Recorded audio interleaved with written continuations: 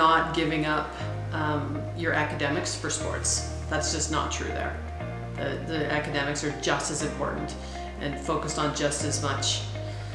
And you can do your sport. Like, what better thing is there to do that? You know, there's many girls, especially because we had a couple big volleyball players that were, the girls that we met wished that they could have times during the day, or they'd have to take time during the day to do that and go do it. And there you can do it. Hockey it's right there. Everything's right there. So it's really, and it's a cliche, but it's really the best of both worlds.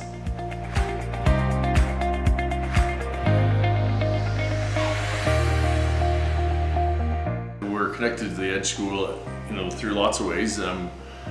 We got pretty excited about the program, and we brought our son originally to some after evening programming, to test the water a little bit. Really fell in love with the coaches, and we liked what the communications were around, character and the school itself. So, I think it was easy to be connected to the school. Original introduction to the school, aside from hockey, was the first principal of the Edge School was Sean McLean, and Sean McLean and I became friends through business. And we got to talk about hockey one day, and my son, and he said, "Hey, you should really give this Edge School." And I don't know, at the time I was thinking, well, he's not. I think he was only grade 5 or something. He's going into grade 6 the following year, and he's too young for that. But anyway, we started looking into it and quickly realized that there was some great programming at that age, and we thought those would be great formative years.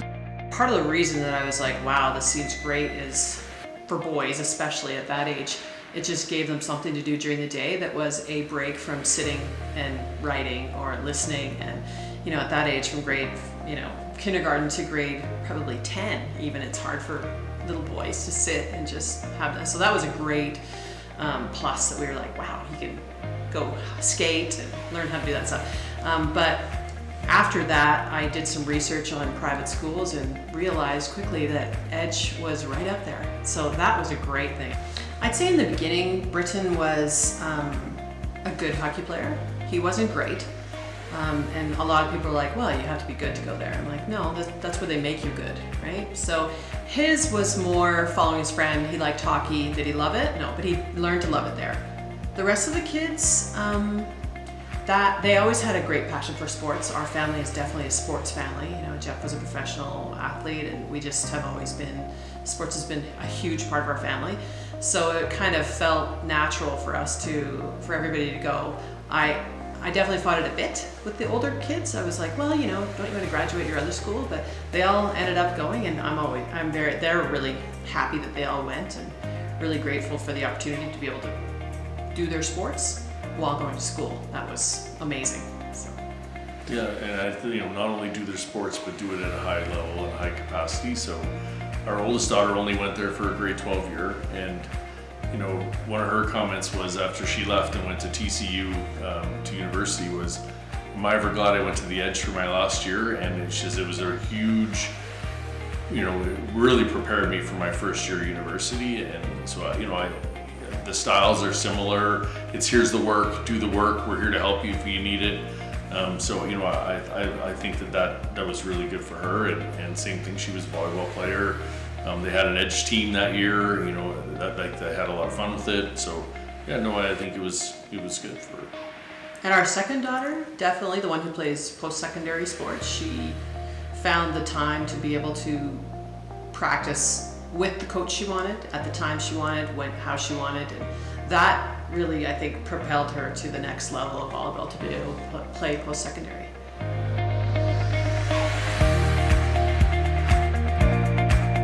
The opportunity came up to help Jeff Shantz with the U15 prep team, and I'd known Jeff for a long time. We'd been talking about it for a while. I said I just couldn't commit to it. It's a big commitment. It's every day, and this past year, just with everything that was going on, I said, maybe this is the time that I say, yeah, this is something. One, I want to improve my hockey knowledge.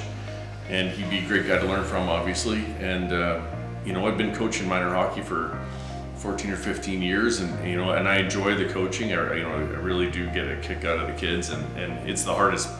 Departing every year from the kids is the hardest thing. You've developed this bond over a year, and it's an emotional time, and I say, hey, like, this is a great chance for me to to be a part of that, and not feel the pressure of being a parent. And although I have, obviously, for kids, I have lots of parenting experience, so and I think and you always feel like, hey, maybe I'm not qualified to do this, or I didn't play in the NHL, or but I think Jeff was extremely open and to allowing me this opportunity, and now we've even become better friends, and I'd say we see things very similarly, and he's been a good mentor, but also I think pretty early on he goes, hey, like, you're contributing here and you're doing great things, and so we work really well together, and the kids appreciated the feedback, and we just have a ton of fun with it. It's the draw to be able to be involved, to be able to influence, and give back something to help kids. Right? That's that we've had so many great coaches for our kids along the way, and we just want to be able to give something back too. I got asked to be on the foundation board, and I feel unqualified, but turns out I'm okay at it. I can handle it. But that being involved in that just feels like we're building something for the future, and something that matters for the future, and something that's relevant. A lot of kids, especially now that I'm on the board, I see a lot of the kids who are sponsored or who have some help going to school, and that's a huge difference in many of their lives. They get to, a lot of them go somewhere that they've never been, which is scary, and they get there and it's a home, and it's it's friendly. Especially probably one of the first real big things I saw was the basketball team when they very first came, and many of them had that was the first time they'd been in Calgary, or first time they'd been around, and you could really see the difference in the just the surroundings and the level of compete, and it made a huge difference for many of them. And many of them went on to post-secondary. They kind of laid the foundation, and that coach laid the foundation for that program, which is now, 3 years later, huge. So that has made a big difference to, I think, the basketball community.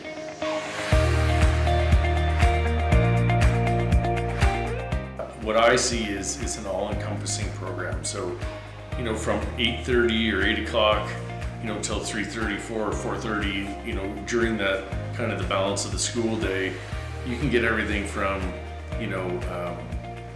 if you're a hockey player, you get ice times, you get the DPC with Ross, and like he's world class. Like professional athletes, NHLers, they all go there in the summer. That place is just chock-a-block full all summer of high performing hockey players. So he clearly knows what he's doing, and our kids get the benefit of that all year. And it's a year-long program with him, which is really, people don't put enough credit into that.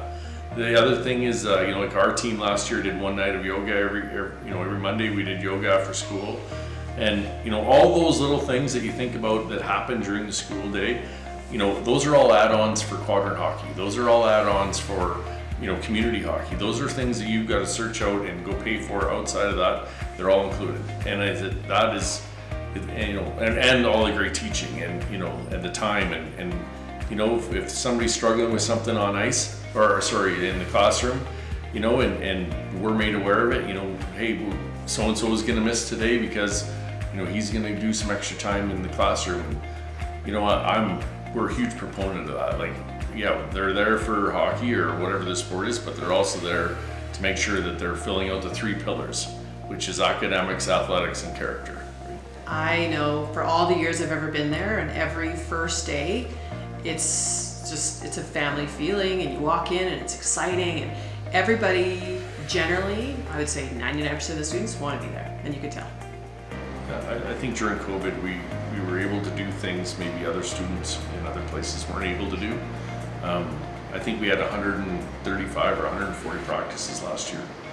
Like, it's almost unheard of, right? And when you compare us to other academies that use public facilities, I think that was a huge advantage for our kids. So seeing what's the possibility, where it could go, we can control, we can contain. We had very little shutdowns last year, and how the school navigated that, and I think it was really well done. And so there's really no end to what we could accomplish.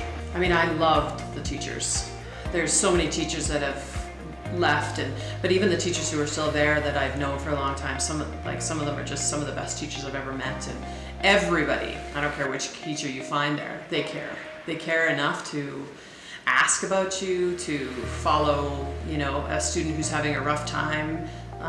And I remember a meeting I had with the principal, Mr. Taylor, who really cared so much about my one student, and he followed him really through high school and was always making sure that he was passing, and it was a struggle for that student, and that made all the difference for him getting through school, which he didn't want to leave, and so that they really made that possible for him. Everybody sees academics differently, but I think the one message that we always heard was, we want, if your student's an 80% student or a 90% student, we want them to be the best 80 or 90% student ever. And I'd never heard that put that way in other contexts. And so being the best you can be at the level you're at, or where you are, and how to excel at where you are, I think that was a really fresh perspective, and still getting all those things done in a day. And when they come home at night, the focus on, there's time for family. And I think that's one thing that's missing a lot, now. It's instead of just come home and get on your games and do your thing, like it's actually, you've done all the things you need to do. And of course, all our kids had other outside sports. So whether it's club volleyball or hockey or whatever it is that they had, there was time to do that, and it wasn't just, they weren't just running from one event to the next, and they got a lot of it during the time. So if they missed a practice here or there that was outside of school hours, it wasn't the end of the world, right? So I think we could focus on, if there was a family need or a family time to spend together, we could do that. This past year I coached, assistant coached one of the hockey teams there, and you as a parent, you have a feeling about how things are and how things are presented. But I found myself just as eager to get to the rink every day, to be with those kids, and the fist pump and high five, and and it was every day like that. That was a thing, and they were always happy to see us. We're happy to see them. And you care about them, and you ask them how their day is going. So I've now seen it from kind of both sides of the fence, from a parent's perspective, and then with somebody that's putting time in there, and I think that it's true. It's contagious, it's fun, and they're excited to be there. Like, they're so excited. Like, they, you never had to go hound somebody to get on the ice. Like, they're out there, when we start practice at 10:30, they're all 19 heads are out there, and they're flying around and shooting pucks and having a great time, and it's just a ton of fun.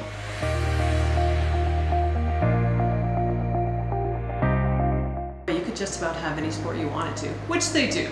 A kid can come there, and if he's a bobsledder, he can do his sport, which is the beauty of the Edge. But I don't see any end to, if we ever had dormitories or a place they could live and come to school without having to find billets all the time. And that's probably where the biggest future could lie. And that's a big thing to think of, but it's attainable. It absolutely is attainable. And I think the Edge has got such a great foundation that's something in our future. The Edge alumni, is getting stronger as it goes. We have so many kids that go off all over the place. Like, it's literally like it's like a smoke bomb after graduation. Kids are going all over the country, all over the U.S. To various schools, and I think that Edge alumni program will only improve, and that will help our community a lot.